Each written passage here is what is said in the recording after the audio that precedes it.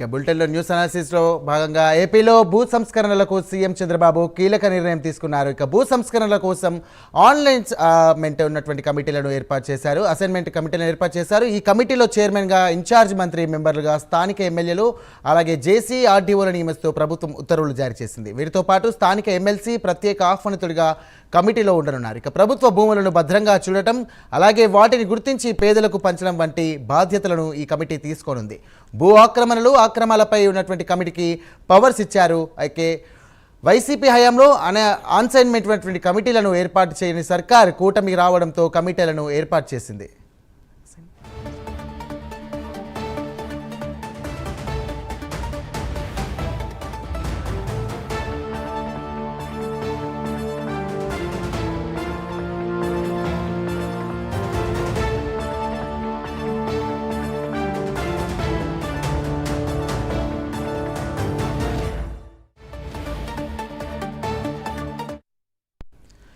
ఇక ఏపీలో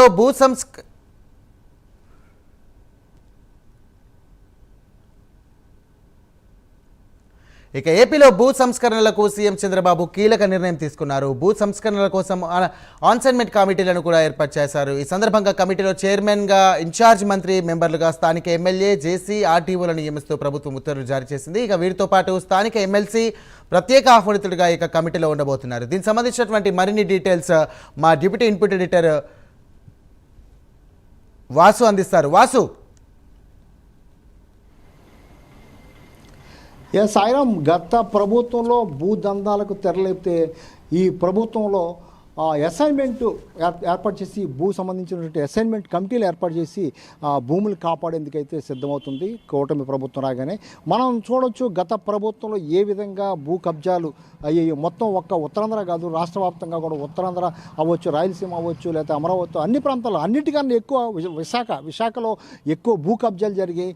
ఎవరి మట్టుకు వాళ్ళు దోచుకున్నారని ఆరోపణలు వస్తున్న నేపథ్యంలో చంద్రబాబు భూ కబ్జాల విషయంలో మాత్రం చాలా సీరియస్గా తీసుకున్నారు. భూ కబ్జాలు చేస్తే మొత్తం తాడ తీస్తామని కూడా హెచ్చరించే పరిస్థితి కనిపిస్తుంది. ఇందులో భాగంగా అసైన్మెంట్ కమిటీలు గతంలో చాలా కాలంగా చంద్రబాబు గవర్నమెంట్ ఉండగా కూడా అసైన్మెంట్ కమిటీలు ఉండేవి. అసైన్మెంట్ కమిటీల ద్వారా కలెక్టర్ అధ్యక్షున మొత్తం అంతా కూడా ఎమ్మెల్యేలు వీళ్ళందరూ కూడా చూసేవారు, ఎమ్మెల్యేలు కూడా ఇన్వాల్వ్ అయ్యారు. కానీ వైసీపీ ప్రభుత్వం వచ్చాక ఈ భూ దందాలు చేసేందుకు ఎక్కడికక్కడ ఒక తమ సంబంధించినటువంటి లీడర్ని నియమించుకుని భూదందాలు చేయడంతో ఎక్కడ కూడా ప్రభుత్వ భూమి అనేది కనిపించకుండా పోయింది. ముఖ్యంగా ఉత్తరాంధ్రలో అయితే ఎక్కడ కూడా ఒక గజం ప్రభుత్వం కూడా లేని పరిస్థితి ఏర్పడింది.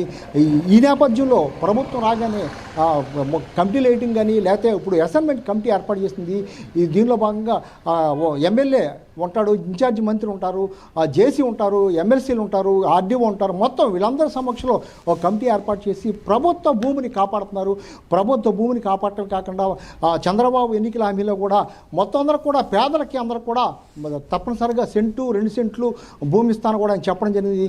ఈ విధంగా ప్రభుత్వం అక్రమార్కుల చేతుల్లో ఉన్న భూమిని, ప్రభుత్వ భూమిని స్వాధీనపరుచుకొని నిజమైన పేదలకి, అర్హులైన పేదలకి ఇచ్చేందుకు మొత్తం కూడా రంగం సిద్ధమవుతుంది. ఇందులో బాగానే భూ కబ్జాలు చేసిన వాళ్ళు వదిలిపెట్టేది లేదని కూడా హెచ్చరించడం జరిగింది. మనం ఇప్పటికే చూడవచ్చు. ఇప్పుడు ప్రభుత్వం వచ్చినప్పుడు కూడా విశాఖపట్నంలో పెందుర్తి అయితే, మధురవాడ అయితే తదితర ప్రాంతాల్లో ఇప్పుడు కూడా ప్రభుత్వ భూమిని కబ్జా చేస్తూనే ఉన్నారు. ఎక్కడో కూడా ఆగటం లేదు. ఈ పరిస్థితిలో ఈ కమిటీలు రావడం వల్ల మొత్తం కూడా ఎంఆర్ఓలు అయితేనే, రెవెన్యూ అయితేనే అన్ని శాఖలు కూడా ఇన్ఛార్జి మంత్రి చేతిలో ఉంటాయి. ఇన్ఛార్జి మంత్రి చెప్పిన విధంగా లోకల్గా ఉన్నటువంటి మంత్రులు అయితేనే, ఎమ్మెల్యేలు అయితేనే, ఎమ్మెల్సీలు అయితేనే, రెవెన్యూ అధికారులు అయితేనే ఎక్కడెక్కడ ఎంత భూమి కబ్జా అయింది మొత్తం కూడా గుర్తించి ఆ భూమిని తిరిగి స్వాధీనం చేసుకుని ఈ పేదలకు పంచేందుకైతే అవకాశం ఉంది. ఈ చంద్రబాబు ఏర్పాటు చేసినటువంటి ఈ అసైన్మెంట్ కమిటీల పట్ల ప్రజలు కూడా హర్షం వ్యక్తం చేస్తున్నారు. ఎందుకంటే పేదలకి 2 సెంట్లు భూములు ఇస్తానని కూడా చెప్పడం జరిగింది. అలా కాకుండా ఎకరాల కోట్లాది రూపాయల భూమిని గత ప్రభుత్వ హయాంలో ఎంతోమంది ఆక్రమించుకోవడం జరిగింది. స్వామీజీలకు కట్టబెట్టడం జరిగింది. తక్కువ ధరకు స్వామీజీలకి అయితేనే వాళ్ళకి కావాల్సిన వాళ్ళకైతే కట్టబెట్టడం జరిగింది. ఇవన్నీ కూడా ఎక్కడికక్కడ స్వాధీనం చేసుకుంటున్నారు. రీసెంట్గా కూడా శారదాపేటకు సంబంధించినటువంటి భూములు కూడా భీమిలిలో స్వాధీనం చేసుకోవడం జరిగింది.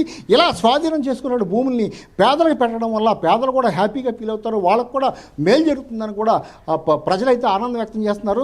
మొత్తానికి ఏదైనప్పుడు కూడా ఈ అసైన్మెంట్ కమిటీ అయినా సీరియస్గా పనిచేసి నిజమైన పేదలకి ఈ విధంగా భూములు పంచితే మంచిదని కూడా ప్రజా సంఘాలు అయితే అందరూ కూడా సూచించే పరిస్థితి కనిపిస్తుంది.